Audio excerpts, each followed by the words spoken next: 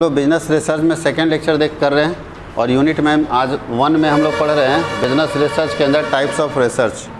Research कितने तरह के होते हैं। पिछले क्लास में हम लोग रिसर्च का मीनिंग देख चुके हैं, रिसर्च का इम्पोर्टेंस सिग्निफिकेंस देख चुके हैं। आज हम लोग रिसर्च का फीचर्स देख चुके हैं। आज हम लोग देखेंगे टाइप्स ऑफ रिसर्च, कितने तरह का रिसर्च होता है। तो रिसर्च के बहुत सारे टाइप्स हैं, बहुत सारे टाइप्स हैं। तो हम लोग एक एक करके सबके बारे में लिखेंगे। अनुसंधान, इसको बोलते हैं अनुसंधान के प्रकार या शोध के प्रकार। शोध अनुसंधान एक ही है, शोध के प्रकार। पहला रिसर्च है, पहले हम लोग नाम लिख लेते हैं, एक्सप्लोरेटरी रिसर्च।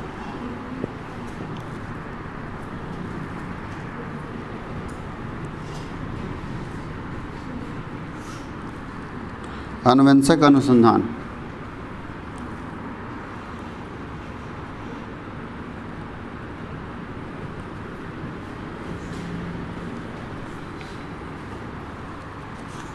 दूसरा होता है डिस्क्रिप्टिव रिसर्च।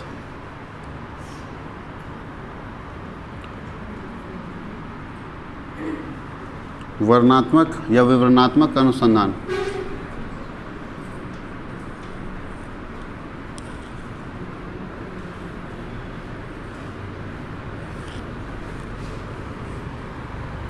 तीसरा होता है कैजुअल रिसर्च।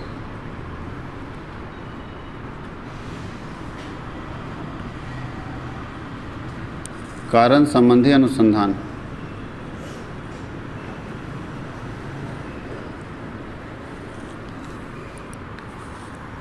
चौथा था क्वांटिटेटिव रिसर्च,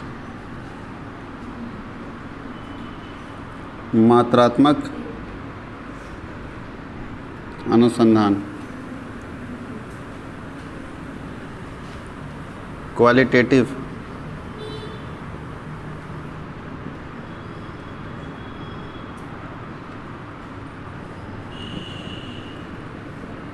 गुणात्मक अनुसंधान।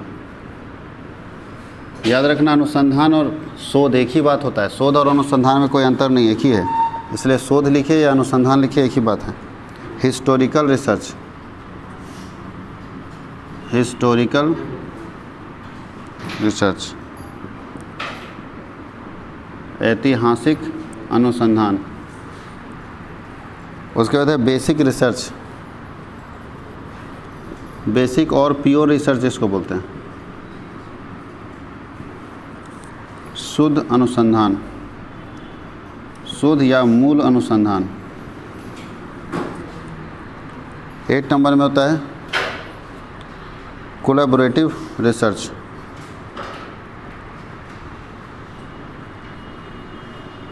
कोलैबोरेटिव रिसर्च, इसको बोलते हैं सहयोगी अनुसंधान।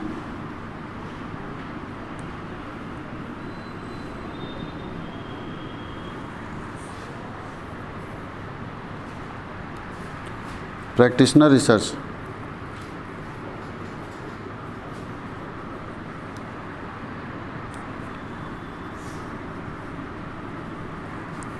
व्यवसायी अनुसंधान।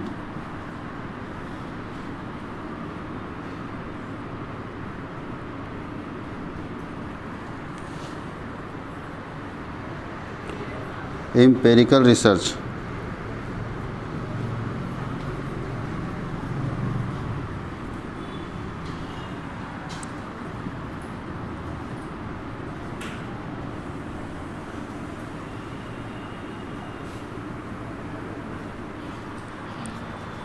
ये इतने सारे टाइप्स हैं रिसर्च के।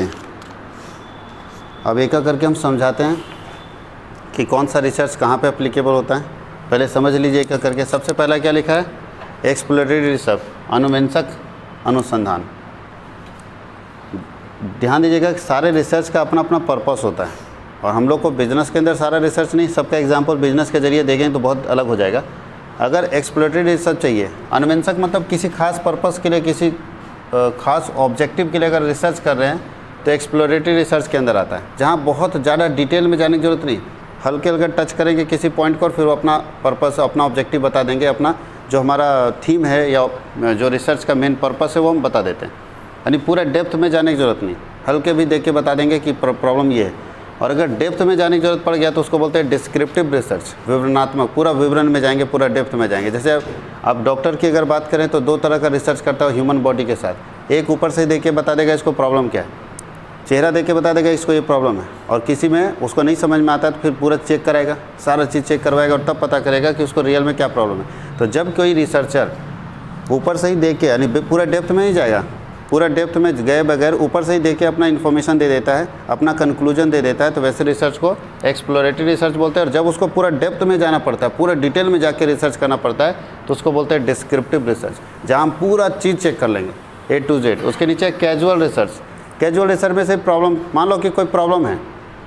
जब सबसे पहली बार कोविड आया था तो रिसर्च हुआ था, उसमें कैजुअल रिसर्च हुआ था कि होता कैसे, फैलता कैसे, सिर्फ कारण बताना और कुछ नहीं।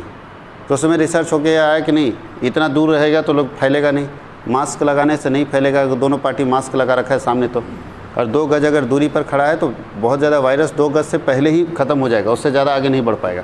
एक रिसर्च हुआ था कि नहीं, कारण का रिसर्च, कि क्या कारण है। तो अगर कारण जानने के लिए कोई रिसर्च कर रहे हैं कि क्या रीज़न है, तो उसके लिए कैजुअल रिसर्च होता है। अभी जैसे क्या,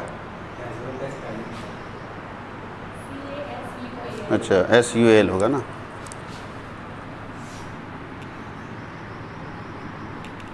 अब कैजुअल रिसर्च में और भी हो सकता है, जैसे बताओ भारत में एक्सीडेंट ज़्यादा हो रहे हैं, भारत में एक्सीडेंट ज़्यादा हो रहे हैं, और एक्सीडेंट के कारण जो भी अभी के समय में आप सुन भी रहे होंगे, जितने एक्सीडेंट हो रहे हैं उसमें 90% या 95% डेथ हो जाता है, स्पॉट डेथ हो जा रहा है।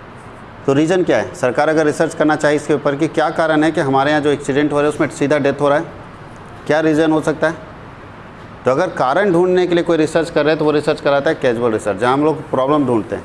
अब देखिए सरकार को ये लग गया कि इसलिए एक्सीडेंट ज़्यादा होते हैं और इसलिए एक्सीडेंट में डेथ का चांसेस ज़्यादा बढ़ता है क्योंकि सिंगल लेन था, एक ही रोड था, एक तरफ से गाड़ी आ रही है, एक तरफ से जा रही है। अब सरकार क्या कर रही है, अब जो नेशनल हाईवेज बन रहे हैं उसमें बीच में कुछ जगह छोड़ दे रही है, जिसमें है ना, उसको बोल सकते हैं बैरिकेटिंग कर दे रही है। एक साइड की गाड़ी एक साइड रहेगी, दूसरी साइड की गाड़ी दूसरी साइड रहेगी, तो एक्सीडेंट के चांसेस अभी कम हो रहे हैं कि नहीं नेशनल हाईवे में। दूसरा क्या किया, जो भीड़ भाड़ वाला एरिया था, जो भीड़ भाड़ वाला एरिया जहाँ मार्केट लगता है, वहाँ पे अगर नेशनल हाईवे गुजरा है तो नेशनल हाईवे की गाड़ी तो स्पीड में चलेगी। अब वहाँ कोई व्यक्ति में थोड़ा सा कन्फ्यूजन हुआ तो सीधा एक्सीडेंट हो जाता था। अब उसको ओवरब्रिज बना दे रहा है कि उसको नीचे रख दो, मार्केट को नीचे कर दो, गाड़ी ऊपर से भेज दो, या उसको बाईपास बना दो, गाड़ी शहर से दूर भेज दो। अगर शहर से किनारे से गाड़ी, जैसे हजारीबाग से देखिए बाईपास कर दिया, अब हजारीबाग में गाड़ियाँ आती नहीं है। जब इस रोड में ट्रैफिक जाम नहीं रहेगा, ट्रैफिक ज़्यादा होगा नहीं, तो एक्सीडेंट के चांसेस कम होंगे।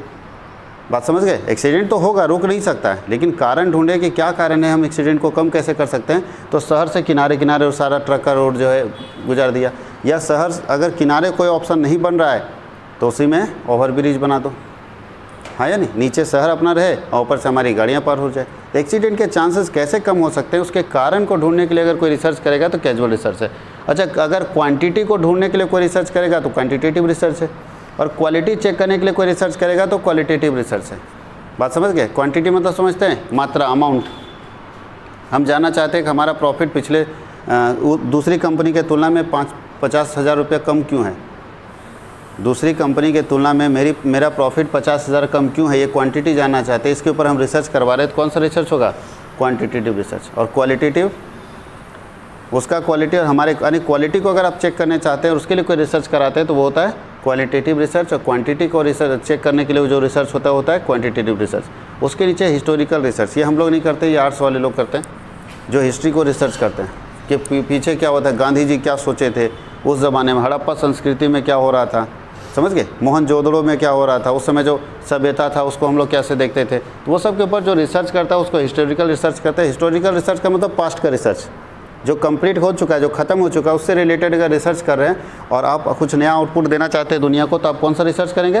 Historical research. बेसिक मतलब नॉर्मल रिसर्च, बेसिक का मतलब नॉर्मल रिसर्च, मूल रिसर्च, जो कि होता ही होता है, ठीक है। बेसिक मतलब नॉर्मल रिसर्च, प्योर रिसर्च जिसको बोलते हैं। हम लोग एक मेन कंटेंट को देखेंगे और रिसर्च करके दे देंगे। सहयोगी रिसर्च, कभी कभी दूसरे को कोलैबोरेट करने के लिए, दूसरे को सपोर्ट करने के लिए हम लोग रिसर्च करते हैं। कोई दूसरा रिसर्च कर रहा है, उसको सपोर्ट करने के लिए हम रिसर्च करते हैं और उसको सपोर्ट करते हैं। जैसे नासा वगैरह में ऐसा होता है। अब हम मंगल पर जाने का सोच रहे हैं तो अकेले रिसर्च करना पॉसिबल नहीं है, तो हम लोग क्या किए, दूसरे से सपोर्ट लिए, अमेरिका से सपोर्ट ले लिए कि आप भी करो रिसर्च, हम भी करते हैं, आपके पास जो फैक्ट आएगा हमको इन्फॉर्म कर देना। बना हम इंडिया रहा है, जैसे बनाता है अमेरिका है, लेकिन भारत से भी सपोर्ट लेता है कि आप भी रिसर्च करके हमको दो डेटा। तो बताओ भारत जो रिसर्च कर रहा है वो किसके लिए कर रहा है? कोलैबोरेट करने, वहाँ हेल्प करने के लिए। तो जब किसी को सहयोग करने के लिए हम रिसर्च करते हैं तो वो होता है कोलैबोरेटिव रिसर्च, जहाँ मिल के काम होता है, एक नहीं कर रहा है। आप लोग देखेंगे शायद अभी तेजस अगर विमान बन रहा है तो बताता है कि इंडिया और दूसरे कंट्री का मिक्सअप से बन रहा है, ठीक है। अभी अगर राफेल बन रहा है तो फ्रांस और इंडिया का मिक्सअप से बन रहा है, तो दोनों मिलकर रिसर्च कर रहा है। तो दोनों देश का टीम मिलकर रिसर्च कर रहा है, किसी एक पर्पस के लिए जा रहा है, इसको बोलते हैं कोलैबोरेटिव रिसर्च। क्योंकि ऐसा रिसर्च है कि जो एक आदमी करना संभव नहीं है, बहुत डेप्थ में जाना पड़ेगा। तो बोलता है कि अगर एक आदमी का संभव नहीं है तो 2-3 लोग मिल के करते हैं। आप कुछ और करो, आप कुछ और करो, आप कुछ और करो, हम लोग पर डे यहाँ बैठेंगे, डिस्कस करेंगे, है ना। जरूरी नहीं, अब तो ऑफलाइन ज़रूरत नहीं थी, आप ऑनलाइन भी बैठेंगे, 1 घंटा मीटिंग होगा, आप अपना रिसर्च का फैक्ट बताओगे, हम अपना रिसर्च का फैक्ट बताएंगे और डिस्कशन करेंगे। कोई दिक्कत है? आप लोग सुने होंगे कि भेलोर में इलाज बहुत अच्छा होता है, वहाँ यही चलता है कोलैबोरेटिव रिसर्च। यहाँ हजारीबाग में तो बिल्कुल नहीं। अंतर क्या चीज़ का है? यहाँ अगर कोई प्रॉब्लम किसी मरीज़ में दिखा ना तो डॉक्टर अपने सोचता है कि हम सबसे तेज़ हैं, बाकी डॉक्टर कमज़ोर हैं, और वो अपने इलाज कर देता है। जबकि वहाँ अगर कोई प्रॉब्लम दिखेगा तो वो डॉक्टर क्या करेगा, उससे रिलेटेड, जैसे मान लो कोई प्रॉब्लम है तो उस तरह का और भी तो डॉक्टर है पूरे भेलोर में, तो जो उसके एक्सपर्ट हैं, अपने भी एक्सपर्ट है, अपने खुद भी एक्सपर्ट है, लेकिन दूसरे एक्सपर्ट को भी बुलाएगा कि सर आधा घंटा शाम में बुलाएगा, या फ़ोन पे डिस्कशन करेगा कैसे से बात है, क्या किया जाना चाहिए। और तीनों डॉक्टर जो तीनों एक्सपर्ट हैं, टॉप जो फैकल्टी हैं वहाँ के भेलोर के, वो तीनों आपस में डिस्कशन करेंगे और तब तीनों बात करेंगे, कंक्लूजन पर निकलेंगे कि ये होना चाहिए। बात समझ गए? और तब वो डॉक्टर वो ट्रीटमेंट करेगा। अब तब बताइए इलाज परफेक्ट होगा कि नहीं होगा? क्यों? और तीनों डॉक्टर में ये द्वेष की भावना नहीं है, ये जलनशीलता की भावना नहीं है कि तुम आगे बढ़ेगा, तुमको हम गलत चीज़ बता देंगे, ऐसा नहीं होता है। वहाँ तीनों डॉक्टर इसी तरह से करते हैं, मतलब कोऑपरेटिव है सब। बताइए, अब वो उनके यहाँ प्रॉब्लम होगा तो हम बताएंगे सही चीज़, सही फैक्ट बताएंगे, डिस्कशन करेंगे कैसा नहीं करना है, ऐसा करने से ऐसा हो सकता है, क्योंकि सब डॉक्टर का अपना अपना एक्सपीरियंस होता है कि नहीं। तो वैसे जगह पे कौन सा रिसर्च काम करता है? Collaborative research. जब हम एक साथ कोलैबोरेट होकर एक साथ मिलकर रिसर्च करेंगे, कोलैबोरेटिव रिसर्च वहाँ काम करेगा।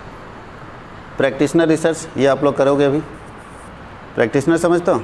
अभी जब सीए करता है लोग तो कुछ रिसर्च का काम प्रैक्टिस में दे देता है। अभी आप लोग पढ़ रहे हैं, ये भी आप लोग को प्रोजेक्ट वर्क बनाना पड़ेगा, तो आपको रिसर्च करना पड़ेगा ना, तो आप प्रैक्टिशनर रिसर्च हैं। उल्टा पल्टा गलत सही सब रिसर्च यहाँ हो जाता है। यहाँ प्रैक्टिशनर रिसर्च मतलब व्यवसाय अनुसंधान, मतलब आज के समय में जितने भी लोग रिसर्चर होते हैं, जो सीखते हैं रिसर्च करने के लिए, वो सब प्रैक्टिशनर रिसर्च होते हैं। कोई दिक्कत है? जैसे अभी आप पीएचडी करोगे तो नया रिसर्च करोगे, आप सीखोगे, गलतियाँ हो सकती है, आपके हेड होंगे, एक बार आप गलती करोगे उस सुधारेंगे। ऐसे रिसर्च को कौन सा रिसर्च बोलते हैं? Practitioner research. जहाँ गलती हो सकती है, सुधार उसमें हो सकता है। कोई दिक्कत है? और जब आप एक्सपर्ट हो जाते हैं तब कोई रिसर्च करते हैं तो वो कहलाता है एम्पिरिकल रिसर्च, अनुभव जन्य अनुसंधान। तो इतने सारे अनुसंधान होते हैं, इतने सारे रिसर्च होते हैं, और बिज़नेस के अंदर सारे रिसर्च अप्लीकेबल होते हैं। अब आपको कौन सा रिसर्च अपने बिजनेस में कराना है ये आप समझो। अगर हल्का चेक कराना है तो भी आपके पास ऑप्शन है, डिटेल में चेक कराना है तो भी ऑप्शन है, हाँ या नहीं? अब चाहते हैं कि हमारे बिजनेस का पूरा डेप्थ में जाके चेक कीजिए, सर प्रॉब्लम है क्या। किसी को देखिएगा ना बुखार आता है ना कुछ आता है, लेकिन धीरे धीरे कमज़ोर होते जा रहा है, सर सूखते जा रहा है शरीर, इसका क्या हो रहा है? डॉक्टर खूब चेक कर रहा है, कुछ समझ नहीं आ रहा, तो चेक क्या कर रहा है वो?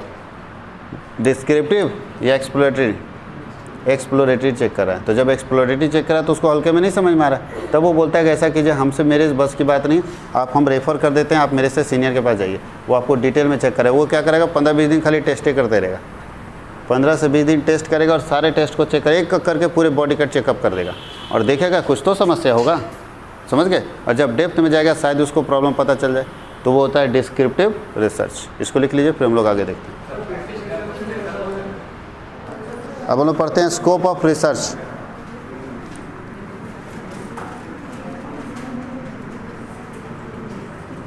स्कोप ऑफ रिसर्च या बिजनेस रिसर्च एक ही बात होता है। शोध के क्षेत्र, कहाँ कहाँ रिसर्च इस्तेमाल होता है? तो पहला लिखिए,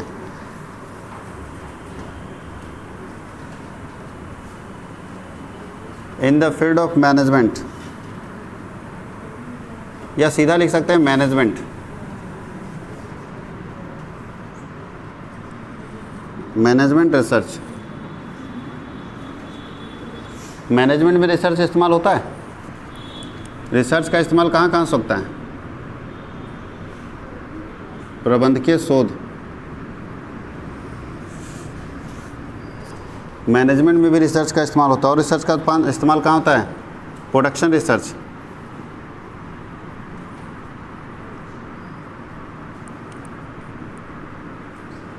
उत्पादन शोध,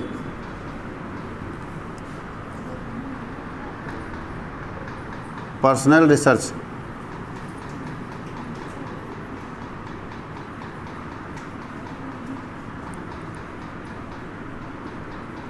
कार्मिक शोध, finance management research, financial management research तो हर फील्ड में लगता है, लेकिन हम लोग कॉमर्स में बता रहे हैं। वित्तीय प्रबंधन शोध,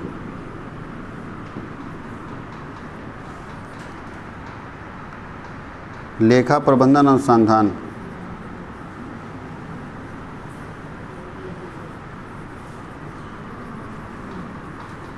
accounting management research,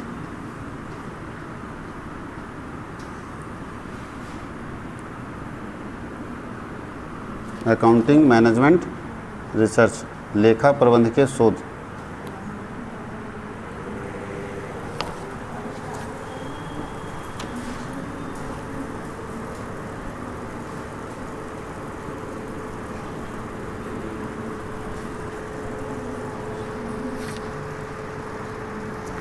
marketing research,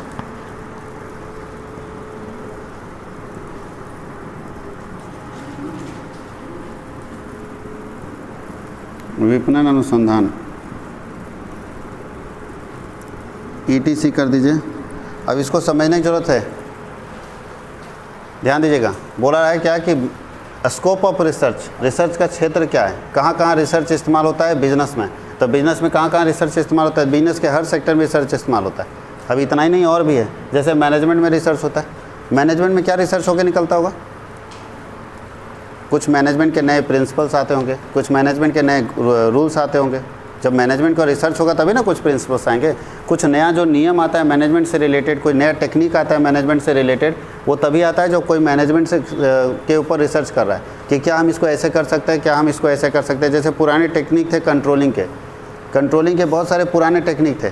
लोग रिसर्च कर करके और नया टेक्निक लाया, और नया टेक्निक दुनिया के सामने लेकर आया। तो रिसर्च करने से कुछ ना कुछ मैनेजमेंट के नए नए रूल्स आते हैं, इसलिए मैनेजमेंट से रिलेटेड भी रिसर्च होता है। प्रोडक्शन रिसर्च होता है कि सामान अगर ऐसे बन रहा है, अगर हम इसको ऐसे बनाएं तो क्या दिक्कत है। तो प्रोडक्शन रिसर्च होता है रिलेटेड टू प्रोडक्शन, कि हम कैसे कम से कम कॉस्ट में अपने प्रोडक्शन को अच्छे कर पाएंगे। कम से कम, अभी देखिए वो बहुत अच्छा चीज़ आया। बताइए, अगर आप लोगों को अगर फैक्ट्री खोलना हो किसी चीज़ का, आप क्या करोगे? सीमेंट की फैक्ट्री खोलनी है तो सीमेंट का फैक्ट्री लगाओगे, खुद से मशीन लाओगे, सब कुछ करोगे कि नहीं। अब ये एक जगह ज़बरदस्त चीज़ हुआ प्रोडक्शन रिसर्च से, कि हम क्यों अपना फैक्ट्री लगाएंगे। सीमेंट अगर हमको बनाना है, बेचना है, तो क्यों फैक्ट्री लगाएंगे। समोसा बेचना है या मिठाई बेचना है तो ज़रूरी नहीं है कि स्टाफ रखें मिठाई बनाने वाला, कोई ज़रूरत नहीं है सैलरी देने का।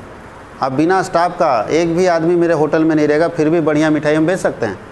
कैसे बेच सकते हैं बताइए? प्रोडक्शन रिसर्च में आया है जी। हम अपने क्यों बनाएंगे, हम किसी बढ़िया होटल से कांटेक्ट कर लेंगे कि तुम हमको कितने में बना के दे दोगे। बात समझ में आया? अगर हम परमानेंट कॉन्ट्रैक्ट कर लेंगे उससे, तो वो कम से कम रेट में हमको बना के देगा कि नहीं। कस्टमर को जितने में देता उतना ही में देगा या उससे कम में देगा? कम में देगा। हम क्यों स्टाफ रखें बताओ? इसमें कितना फ़ायदा हुआ। सैलरी देने की ज़रूरत नहीं है, कुछ भी करने की ज़रूरत नहीं, खाली अपना दुकान है, रेंट दीजिए, उससे मिठाई उठा के लाइए और बेचिए आराम से। और मिठाई में कम से कम 30% मार्जिन तो हो ही जाता है। 100 रुपये का बेचेंगे तो 30 रुपये कमा लेंगे और आराम से बेचिए, झंझट फ्री। कोरोना आए ना आए, नहीं आएगा। अगर कोरोना आएगा तो मिठाई नहीं खरीदेंगे। स्टॉक किसका बर्बाद होगा? होटल वाला समझे, उसका चीनी बर्बाद हो रहा, दूध बर्बाद, वो समझेगा। स्टाफ को पेमेंट देना वो समझेगा, हमको कुछ नहीं, हम बस उससे खरीद रहे हैं और बेच रहे हैं। बताइए, अगर कल को कोरोना बंद हो जाए तो कोई दिक्कत नहीं, जितना मिठाई बस उसको खाली हटाना है, उतना मिठाई तो कभी भी बेच सकते हैं। बाकी ना मेरा स्टॉक ख़राब होगा, ना कुछ, ना चूहा खाएगा, कुछ नहीं होगा। बात समझ गए? लेकिन जो होटल वाला है उसको दिक्कत होता है कि नहीं। लेकिन कुछ मार्जिन उसको ज़्यादा होता है, हमको कुछ मार्जिन कम होगा। लेकिन क्या ज़रूरत है, काहे का हम टेंशन लेंगे। कोई स्टाफ छुट्टी में चला गया तो कभी कुछ हो गया, कभी कुछ हो गया, परेशानी हम नहीं लेंगे। हम सिर्फ ऑर्डर लेंगे, अपना बीच में मार्जिन लेंगे और छोड़ देंगे, ऑर्डर हम उसको दे देंगे। तो ये भी एक प्रोडक्शन टेक्निक है। सीमेंट बनाने वाली कंपनी अपना फैक्ट्री नहीं लगाती है, समझ गए। वो अल्ट्राटेक वाला फैक्ट्री में या ACC वाला फैक्ट्री में सीमेंट बनवा लेता है, वहीं पिसवा रहा है। और फिर जाके मार्केट में उसी के खिलाफ बेच रहा है। ये प्रोडक्शन टेक्निक है आज के समय में। तो तीसरा है पर्सनल रिसर्च, एम्प्लॉय से रिलेटेड रिसर्च करते हैं कि एम्प्लॉय को हम कैसे मोटिवेट करें। आज के समय में क्या लगता है, एम्प्लॉय मोटिवेट हो जाएगा छोटे छोटे गिफ्ट से? क्योंकि एम्प्लॉय के पास इतना पैसा हो गया वो छोटे छोटे गिफ्ट से मोटिवेट नहीं होगा। पुराने ज़माने में छोटे छोटे गिफ्ट से मोटिवेट हो जाता था। तो आज कैसे मोटिवेट करेंगे पर्सनल को, बताइए। पहले होता था कि छोटा छोटा गिफ्ट देते थे कि मिक्सर दे देंगे, जो बढ़िया काम करेगा उसको मिक्सर दे देंगे। आज कोई नहीं लेगा क्योंकि सबके घर में वो इंटरेस्ट नहीं दिखाएगा। अब गिफ्ट में डालोगे कि मिक्सर दे देंगे, इंटरेस्ट नहीं दिखाएगा क्योंकि उसके यहाँ ऑलरेडी दो है। तो क्या करना चाहिए, आज के समय में जो लोगों का ट्रेंड हो गया वो घूमने वाला हो गया। अब देखिएगा जितनी कंपनी ऑफ़र देती है बोलती है कि अगर आप अच्छा काम करोगे तो आपको गोवा घूमने भेजेंगे फैमिली के साथ, आपको यहाँ का टूर दे देंगे फैमिली के साथ। बात समझ आ रहा है? तो ये भी रिसर्च से पता चलता है कब एम्प्लॉय क्या सोचता है, उसको कैसे मोटिवेट करना चाहिए। बहुत सारे वर्कर से रिलेटेड है कि कैसे हम उसको सैलरी दें, कैसे उससे काम कराएं। अब के समय में सारे एम्प्लॉय जो है ना वो थोड़ा अलग टाइप से हो गए। पहले 2 बात बोल देते तो एम्प्लॉय सुन के काम कर लेता था, अब कोई नहीं सुनना चाहता है। पहले का ज़माना और अभी के में अंतर हो गया। तो हम रिसर्च से पता करेंगे कभी के समय में कैसे हम उसको हैंडल करें, कैसे उसको यूज करें। उसके बाद फिनेंशियल मैनेजमेंट से रिलेटेड रिसर्च करेंगे कि अपने पैसे को कैसे मैनेज करें। पुराने तरीके अलग थे और नए तरीके अलग है। तो रिसर्च से हमको पता चलता है कि हम अपने पैसे को मैनेज कैसे करेंगे। उसके आगे अकाउंटिंग मैनेजमेंट कॉन्सेप्ट है और सबसे लास्ट है मार्केटिंग। ये तो हमेशा चलता रहता है। मार्केटिंग का 6 फेज आ चुका है, मालूम है कि नहीं? जैसे कोरोना का तीसरा लहर आ चुका है ना, वैसे इसका 6ठा लहर चल रहा है अभी। सबसे पहला कौन सा कॉन्सेप्ट था? सबसे पहले मार्केटिंग किस टाइप का होता था? कोई सामान बना के ला दो बिक जाएगा, कोई सामान बना के ला दो बिक जाएगा। क्योंकि लोग चॉइस नहीं करता था। याद कीजिए 1970-80, याद क्या करना, आप लोग तो याद नहीं होगा। आप लोग को दादाजी लोग से पूछेगा, दादी लोग से, उस समय अगर कोई कपड़ा आता था लोग वही खरीदता था, कोई चॉइस नहीं था। एक ही कंपनी का आ रहा है, खरीदना है खरीदो, नहीं खरीदना मत करो। दुकानदार बोलता है लेना लो, नहीं लेना तो चलो निकलो। क्या लगता है वो दुकानदार आज ऐसा बोल सकता है? आज धीरे धीरे चेंज होते फिर आए प्रोडक्ट कॉन्सेप्ट, प्रोडक्ट के ऊपर ध्यान देने की जरूरत है। फिर आए मार्केटिंग कॉन्सेप्ट, मार्केटिंग के ऊपर ध्यान देने की जरूरत है।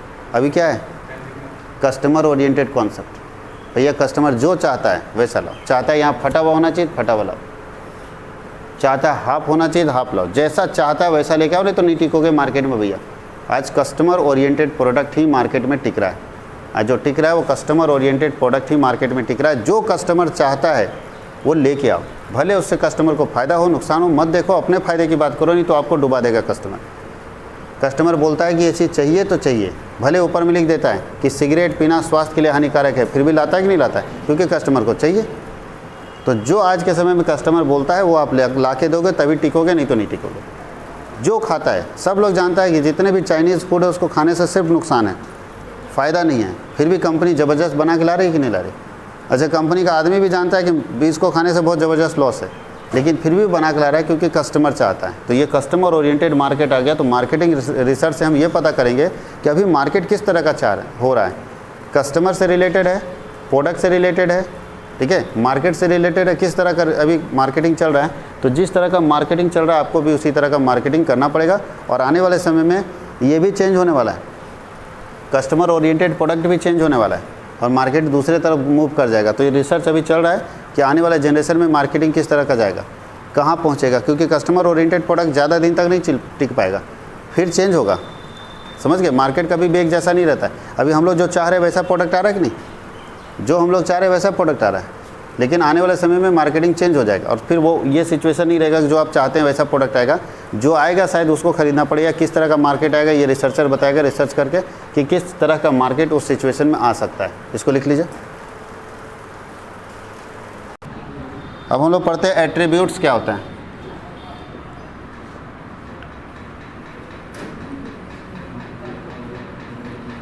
एट्रीब्यूट्स क्या बोलते हैं हम लोग? 2 चीज़ हम लोग को पढ़ना है, एक गुण पढ़ना है, एक चर पढ़ना है। एक गुण पढ़ना है और एक क्या पढ़ना है? चर। तो एट्रीब्यूट्स को हम लोग गुण बोलते हैं। क्या होता है, एक वर्ड यूज़ होगा ज़्यादातर एट्रीब्यूट्स में, तो लिखिए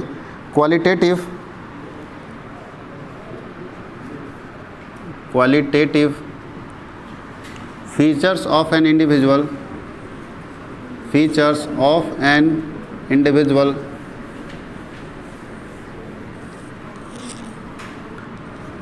is called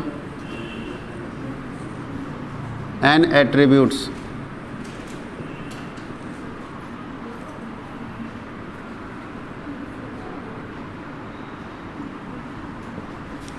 such as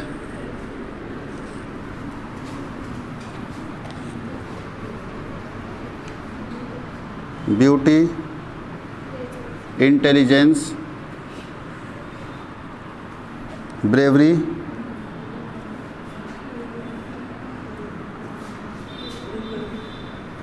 ETC कर दो। हिंदी में लिखा बोलता है एक व्यक्ति के अंदर गुणात्मक विशेषताएं गुण कहलाती है, जैसे सुंदरता,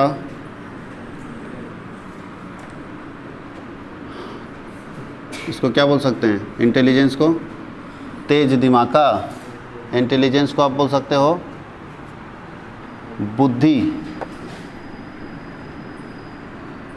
बहादुरी, ETC। ये हो गया एट्रीब्यूट्स। अच्छा, एट्रीब्यूट्स के कुछ अंदर फीचर्स होते हैं। फीचर्स के बारे में हम लोग देख लेते हैं क्या क्या फीचर्स होते हैं एट्रीब्यूट के।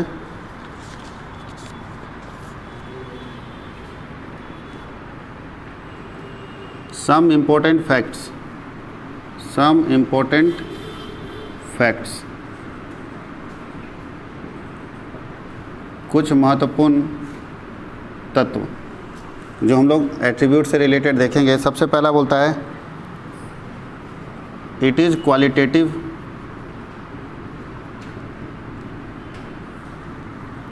फीचर्स।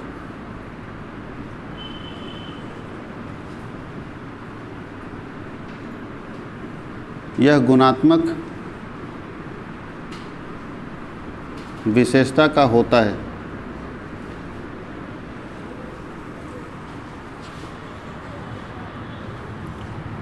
एग्जाम्पल में क्या क्या हो सकता है,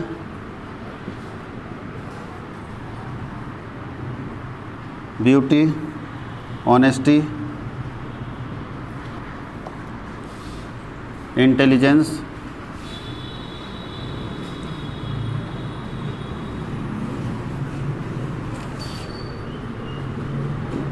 उदाहरण में क्या क्या हो सकता है, सुंदरता, ईमानदारी, बुद्धि, ETC।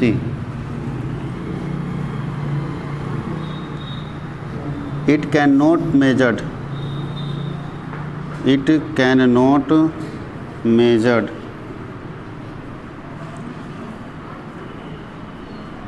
इसे मापा नहीं जा सकता।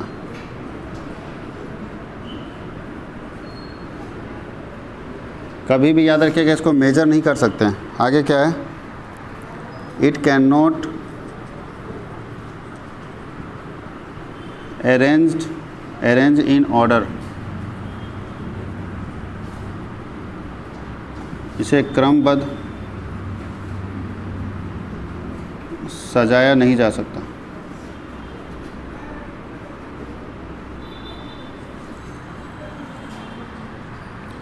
It is denoted by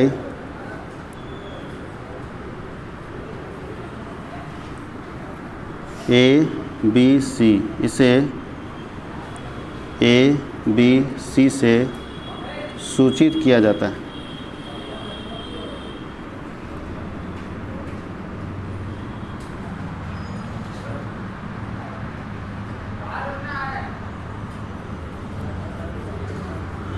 Relation between two attributes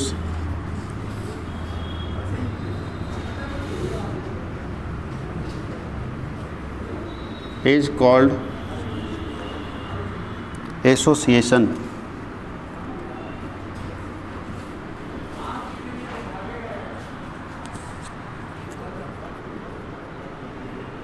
दो गुणों के मध्य संबंध को, एसोसिएशन को यहाँ हिंदी में ज़बरदस्त तरीके से लिख सकते हैं, सहचार्य कहते हैं। सहचार्य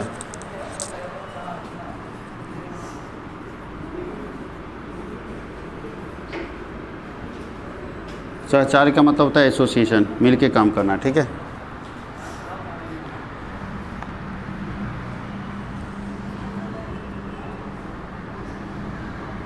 it is measured by coefficient of association. It is measured by coefficient of association, जिसको हम लोग डिटरमाइन करते हैं QAB। इसे सहचार्य गुणांक द्वारा, सहचार्य गुणांक को QAB बोलते हैं, ठीक है, द्वारा मापा जाता है। ये सारे एट्रीब्यूट्स हैं। फिर हम लोग लिखते हैं वेरिएबल्स क्या होते हैं, इसको लिख लीजिए। चलिए समझ लीजिए। देखिए एट्रीब्यूट का मतलब क्या होता है, अगर किसी व्यक्ति के अंदर क्वालिटी चेक करना हो तो वहाँ पे हम क्या चेक करेंगे, एट्रीब्यूट्स। क्वालिटी चेक करना हो तो एट्रीब्यूट्स चेक करेंगे, और अगर क्वांटिटी चेक करना हो तो वेरिएबल्स चेक करेंगे। क्वांटिटी चेक करना हो तो वेरिएबल्स चेक करेंगे, और क्वालिटी चेक करना हो तो एट्रीब्यूट्स का यूज़ करेंगे। एट्रीब्यूट्स यूज होगा जब हम क्वालिटी चेक करेंगे, और वेरिएबल्स यूज होगा जब हम क्वांटिटी चेक करेंगे। और ये देखिए एक करके यहाँ पे कि इसमें क्वालिटी चेक होता है और वेरिएबल्स में क्या चेक होता है, क्वांटिटी। इसमें जैसे एग्जांपल है ब्यूटी ऑनेस्टी, उसमें तो क्वांटिटी वाला एग्जांपल होगा ना, 10 kg 20 kg। It can not measure, क्या लगता है, कभी भी किसी को क्या क्वालिटी को मेजर कर सकते हैं कि वो कितना सुंदर है, कितना ईमानदार है, लेकिन वेरिएबल्स को मेजर कर सकते हैं ना, केजी मेजर हो सकता है ना, तो वो मेजर हो सकता है। इसको अरेंज कर सकते हैं क्या ऑर्डर में,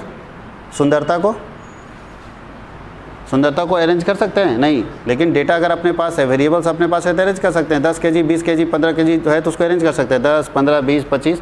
लेकिन सुंदरता को कैसे अरेंज करेंगे कि कौन सुंदर है। अगर बोला जाएगा कि सुंदरता के हिसाब से बच्चों को खड़ा कर दीजिए, तो आप बहुत मुश्किल हो जाएगा सुंदरता के हिसाब से खड़ा करना, तो ये बहुत मुश्किल हो जाएगा अरेंज करना एज पर ऑर्डर। तो कभी भी इसको अरेंज नहीं किया जा सकता। उसके आगे क्या है, it is denoted by ABC। इसको किससे डिनोट करते हैं, A B और C से। जबकि अगर वेरिएबल्स को डिनोट करना हो तो X Y Z से डिनोट करते हैं। बोलता है यहाँ दो एट्रीब्यूट्स के बीच जो रिलेशन होता है उसको क्या बोलते हैं, एसोसिएशन बोलते हैं, सहचार्य बोलते हैं। और एसोसिएशन कैसे निकलता है, तो उसके लिए फॉर्मूला होता है कोफिशिएंट ऑफ एसोसिएशन, जो आप लोग मैथ्स में पढ़ते हैं। कोफिशिएंट ऑफ एसोसिएशन से हम लोग एसोसिएशन निकाल सकते हैं दो लोगों के बीच में। लेकिन जब हम वेरिएबल्स निकालेंगे तो वहाँ कोफिशिएंट ऑफ कोरिलेशन, वहाँ याद रखिएगा, दो वेरिएबल के बीच में जो रिलेशन होता है उसको कोरिलेशन बोलते हैं, और दो वेरिएबल के बीच के रिलेशन को कोरिलेशन के जरिए निकालते हैं, तो वहाँ पे निकालते हैं coefficient of correlation. Coefficient of correlation, तो कोफिशिएंट ऑफ कोरिलेशन हम लोग वहाँ पे निकालेंगे वेरिएबल्स में, और यहाँ पे हमको निकालना पड़ेगा एसोसिएशन। तो एट्रीब्यूट्स क्वालिटी को चेक करता है, एट्रीब्यूट्स क्या करता है, क्वालिटी को चेक करता है। वेरिएबल क्या चेक करता है, क्वांटिटी को। तो इसको लिख लीजिए, फिर हम वेरिएबल्स के बारे में लिखते हैं।